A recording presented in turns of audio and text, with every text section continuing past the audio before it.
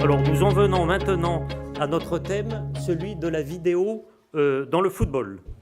La vidéo est un sujet d'importance et, je dirais, d'actualité. Et pour prolonger notre discussion, c'est un des enjeux majeurs du football de demain. Les erreurs sont nombreuses, que ce soit dans les matchs importants ou dans les rencontres qui le sont un peu moins. D'autre part, les conséquences financières et ou sportives des erreurs peuvent être énormes. Nous allons voir quelques exemples. Le premier exemple est, je dirais, historique. Il date de la finale de la Coupe du Monde 1966 entre l'équipe d'Allemagne et l'équipe d'Angleterre. Donc c'est une historique du quotidien sportif L'Équipe.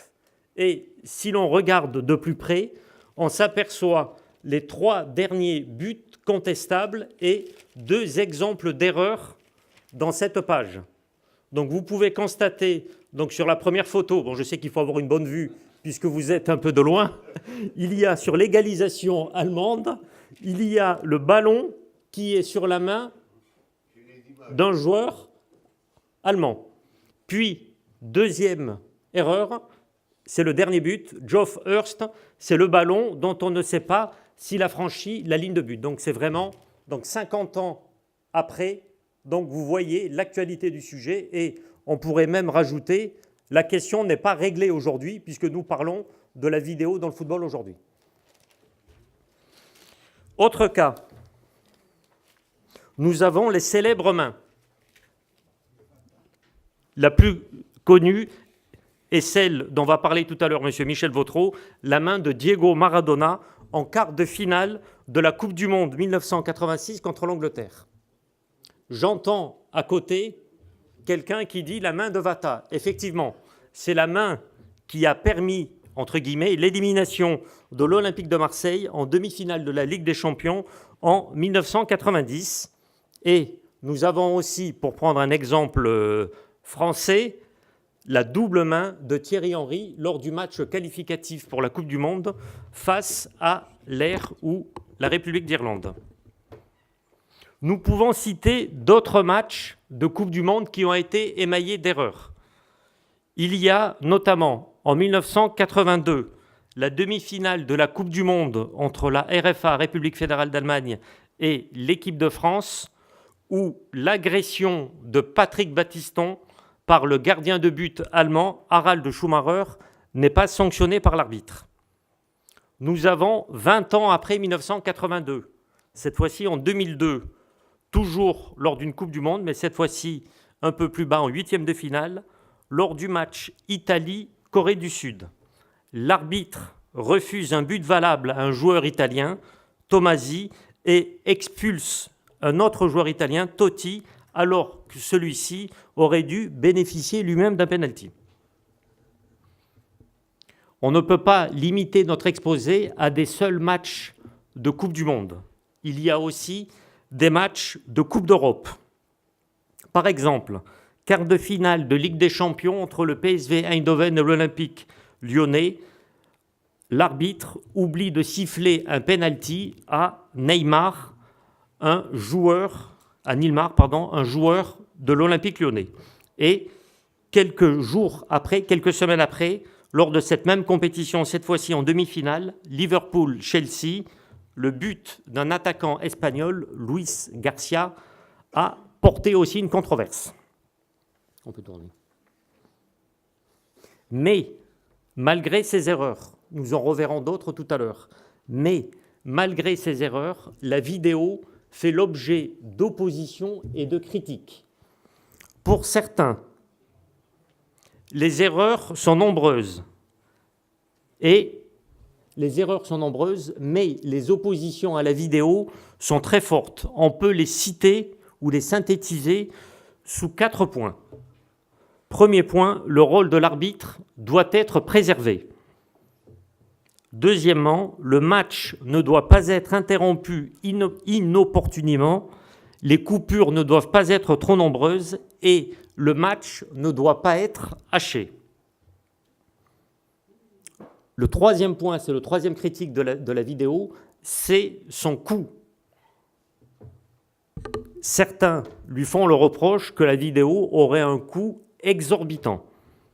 Et la quatrième critique, ce serait la nécessité de préserver l'incertitude et les occasions de controverse. Puisqu'aujourd'hui, nous avons parlé tout à l'heure des erreurs qui ont été commises il y a 50 ans à l'occasion d'une finale de Coupe du Monde. Et on en reparlera sans doute dans 50 ans, mais sans doute sans nous, effectivement. Ainsi, vous l'avez compris, il y a une opposition entre les conceptions modernes ou plus conservatrices de l'arbitrage. On peut changer. Alors, nous allons voir maintenant le deuxième axe de notre intervention qui concerne l'action que nous menons avec Légisport en faveur de la promotion et de la généralisation de la vidéo.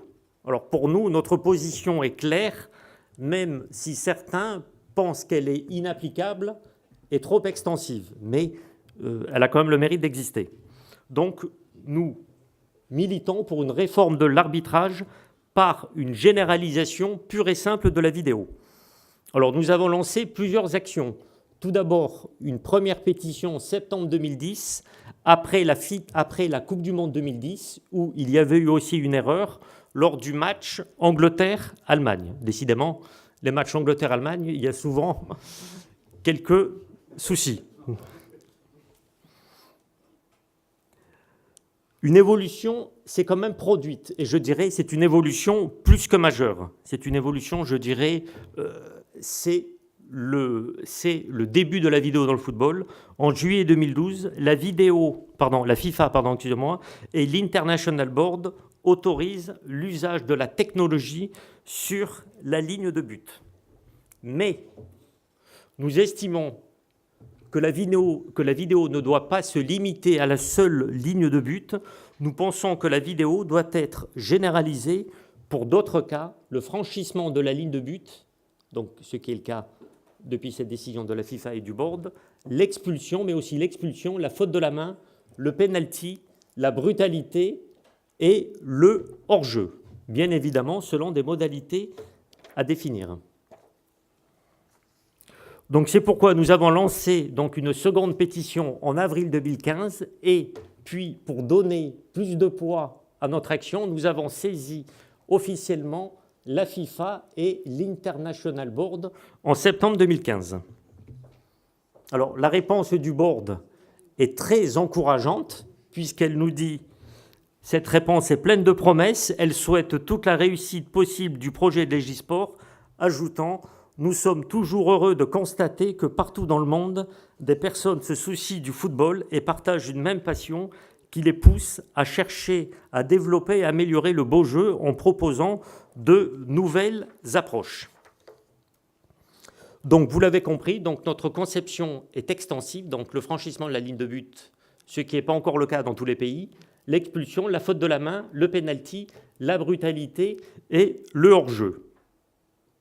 Parmi les idées qui sont derrière cette action, nous pensons que la technologie doit permettre à l'arbitre de prendre les bonnes décisions. La vidéo, ce n'est pas contre l'arbitre, au contraire, c'est pour lui permettre de prendre la bonne décision. Donc l'arbitre doit être aidé et il est plus opportun, à notre avis, de prendre 30 secondes ou 1 minute pour visionner des images plutôt que de valider, par exemple, un but de la main ou un but hors jeu sans la vidéo. Nous estimons aussi que la vidéo permettrait un rayonnement encore plus grand du football, car il devrait y avoir moins d'erreurs. Et enfin, la vidéo, des personnes en ont parlé tout à l'heure, la vidéo pourrait être aussi un moyen de détecter les tricheries et les simulations sur les terrains. Alors, depuis janvier 2015, hélas, nous n'avons pas pu voir tous les matchs de football qui ont eu lieu depuis. Mais il y a eu quelques matchs significatifs où les erreurs ont été nombreuses. Nous avons un match de la CAN, Coupe d'Afrique des Nations, janvier 2015, Tunisie, Cap-Vert. Un penalty non valable est sifflé pour le Cap-Vert. Autre exemple, un match de championnat, Ligue 1, Olympique de Marseille contre Olympique Lyonnais. un but de l'Olympique de Marseille avait franchi la ligne de but, mais il n'a pas été validé. Autre exemple, cette fois-ci dans le championnat anglais, dont on dit qu'il est le plus grand championnat du monde. En Première Ligue, en mars 2015, à l'occasion d'un match Manchester City-West Bromwich Albion, l'arbitre a expulsé le mauvais joueur. C'est-à-dire que l'arbitre a expulsé non pas le joueur fautif, mais un de ses coéquipiers qui ne l'était pas. Nous avons aussi des matchs de Coupe d'Europe. Quart de finale entre Monaco et la Juventus en Ligue des Champions. Des pénaltys n'ont pas été sifflés. Nous avons aussi un match de Coupe du Monde féminine, Colombie-France. Un pénalty n'a pas été sifflé pour la France, malgré une main d'une joueuse colombienne. Autre cas pour Monaco, barrage quelques mois après les matchs contre la Juventus de Turin, match contre Valence en barrage aller, Monaco est privé d'un pénalty. Autre cas, cette fois-ci toujours en Première Ligue, Manchester United, Newcastle, en août 2015, l'arbitre a annulé un but de Wayne Rooney pour un hors-jeu inexistant.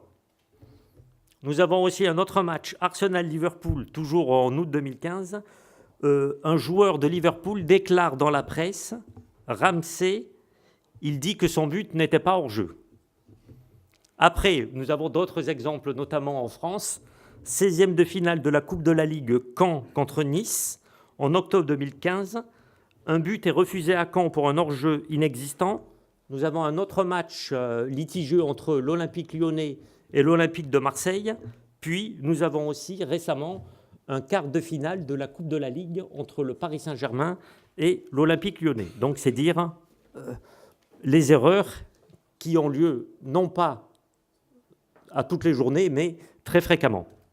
Alors, les critiques que nous entendons, et nous arrivons au terme de notre exposé, les critiques que nous entendons, c'est que la position que nous défendons de Légisport serait trop large.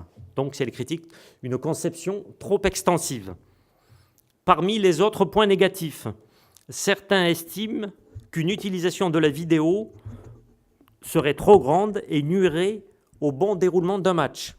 Les matchs seraient trop souvent arrêtés et hachés en raison donc de l'utilisation de cette technologie.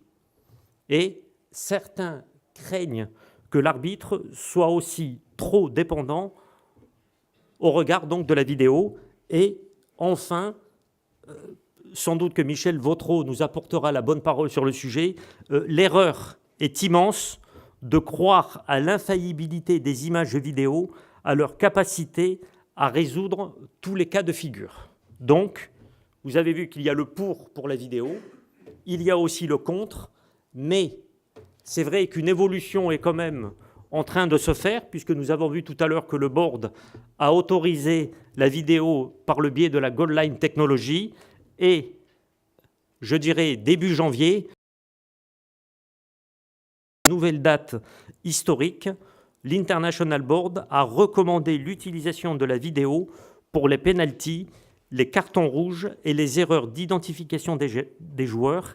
Et il est prévu, je crois, que l'International Board devrait se réunir dans quelques jours, je crois, soit en fin de semaine, cette semaine-là, ou en début de semaine prochaine à Cardiff, pour adopter aussi une nouvelle position concernant cette question. Donc voilà, brièvement, que je voulais présenter, les enjeux du football d'aujourd'hui et les enjeux, je dirais, du football de demain. Je vous remercie de votre attention.